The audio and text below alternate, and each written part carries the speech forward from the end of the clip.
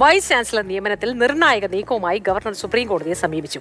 Vice chancellor നിയമന പ്രക്രിയയിൽ നിന്ന് മുഖ്യമന്ത്രിയെ നീക്കണമെന്നാവശ്യപ്പെട്ടാണ് കോടതിയെ സമീപിച്ചത്. ബി ബാലഗോപാൽ വിശദവിവരങ്ങളുമായി ചേരുന്നു. ബാലഗോപാൽ, ഗവർണർ വീണ്ടും പോരിനുള്ള നീക്കത്തിലാണ് എന്ന് തന്നെ നമ്മൾ മനസ്സിലാക്കണം. വീണ്ടും കോടതിയെ സമീപിച്ചിരിക്കുന്നു. അങ്ങനെ നിയമന പ്രക്രിയയിൽ നിന്ന് മുഖ്യമന്ത്രിയെ ഒഴിവാക്കണമെന്നതാണല്ലോ ആവശ്യം. വിശദവിവരങ്ങൾ എന്തൊക്കെ ബാലഗോപാൽ?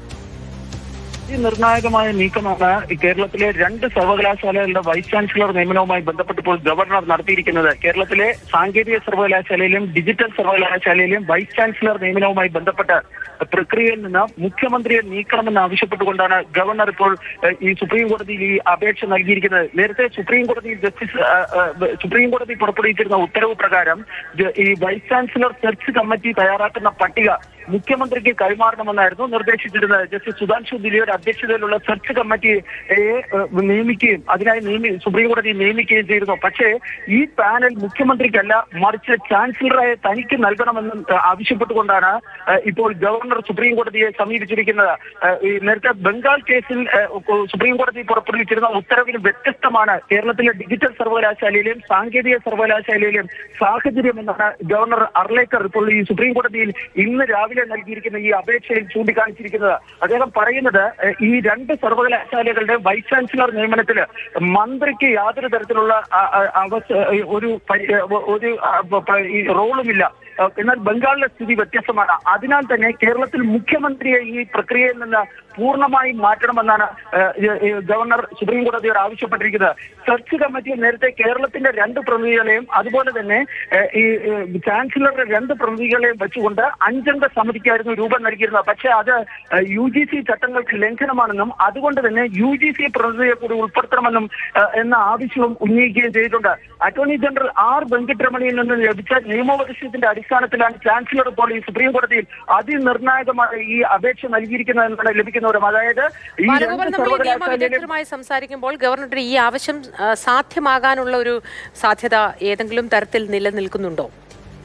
മോത്തി, അത് എപ്പോഴും നമുക്ക് പറയാൻ വേണ്ടി കഴിയില്ല. പക്ഷേ ഈ ചാൻസലർ നിയമനവുമായി ബന്ധപ്പെട്ട നിയമ പോരാട്ടത്തിൽ ഒരു വിട്ടുവീഴ്ചയ്ക്കും തയ്യാറല്ല എന്ന സൂചനകളാണ് ഇപ്പോൾ ഗവർണർ നൽകുന്നത്. കാരണം സുപ്രീം കോടതി നിയമിച്ചിരിക്കുന്ന സമിതിയുടെ അടിസ്ഥാനത്തിലാണെങ്കിൽ സംസ്ഥാന സർക്കാരിന് നേരിയ മേൽക്കൈ ഈ ഡിജിറ്റൽ സർവകലാശാലയിലും സാങ്കേതിക സർവകലാശാലയിലും വൈസ് ചാൻസലർ നിയമനവുമായി ബന്ധപ്പെട്ട് ലഭിച്ചതിന് അത് തനിക്ക് അംഗീകരിക്കാൻ വേണ്ടി കഴിയില്ല എന്ന് വ്യക്തമാക്കുന്ന സൂചനകളാണ് ഇപ്പോൾ ഗവർണറുടെ ഭാഗത്ത് നിന്ന് ഈ നീക്കത്തിലൂടെ മനസ്സിലാക്കാൻ വേണ്ടി സാധിക്കുന്നത്.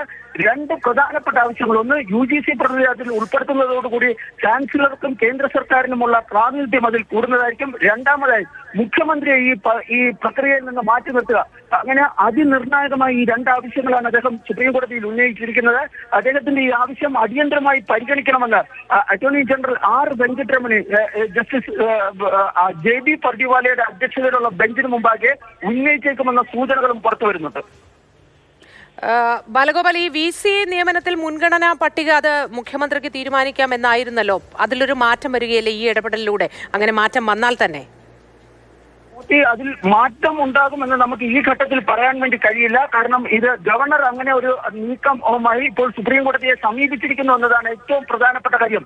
ഈ മാറ്റം ഉണ്ടാകുമോ ഇല്ലേ എന്നത് സുപ്രീം കോടതി ഈ അപേക്ഷയിൽ സ്വീകരിക്കുന്ന നിലപാടാണ്. കാരണം നേരത്തെ 2 വിഭാഗങ്ങളുടെയും അഭിപ്രായം കേട്ടതിന് ശേഷമാണ് സുപ്രീം കോടതി ഈ മുഖ്യമന്ത്രിക്ക് മുൻഗണനാ പട്ടിക തീരുമാനിക്കാമെന്ന ഒരു നിർദ്ദേശം അതിൽ വ്യക്തമാക്കിയിരുന്നത്. പക്ഷേ അതിൽ ഗവർണർ തന്നെ പറയുന്നത് ബംഗാൾ കേസിൽ അങ്ങനെ ഒരു ഉത്തരവുണ്ടായിരുന്നു. ആ ബംഗാൾ കേസിലെ ഉത്തരവ് ബംഗാളിലെ സർവകലാശാല നിയമങ്ങളുടെ അടിസ്ഥാനത്തിലായിരുന്നു. കേരളത്തിലെ ഈ 2 സർവകലാശാലകളിലും നിയമം വ്യത്യസ്തമാണ്. അവിടെ മന്ത്രിക്കോ മുഖ്യമന്ത്രിക്കോ ഈ വൈസ് ചാൻസലർ നിയമനവുമായി ബന്ധപ്പെട്ട കാര്യങ്ങളിൽ യാതൊരു തരത്തിലുള്ള റോളുമില്ല.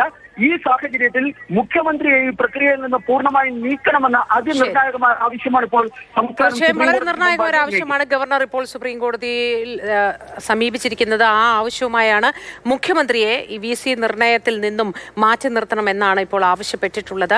ഒരു പരിധിവരെ ഈ പ്രശ്നങ്ങളൊക്കെ ഒതുങ്ങി കാര്യങ്ങൾ നന്നായി മുന്നോട്ട് പോകുമെന്ന് കരുതിയിട്ടാണ് വീണ്ടും ഒരു നീക്കവുമായി ഗവർണർ മുന്നോട്ട് വന്നിരിക്കുന്നത്. നേരത്തെ തന്നെ സുപ്രീം കോടതി പറഞ്ഞിട്ടുണ്ട്, കൈകൂപ്പി അപേക്ഷിക്കുന്നു, ഈ പ്രശ്നങ്ങളൊക്കെ ഒന്ന് പരിഹരിക്കുക, സംസ്ഥാന സർക്കാരും ഗവർണറും തമ്മിലുള്ള പ്രശ്നങ്ങൾ രൂക്ഷമാവാതിരിക്കാൻ ശ്രദ്ധിക്കുക തുടങ്ങി പല കാര്യങ്ങളും പറഞ്ഞിരുന്നു. ആ സാഹചര്യത്തിൽ കൂടിയാണ് ഇപ്പോൾ വീണ്ടും ഗവർണർ ഇങ്ങനെ ഒരു ആവശ്യവുമായി സുപ്രീം കോടതിയെ സമീപിച്ചിരിക്കുന്നത്.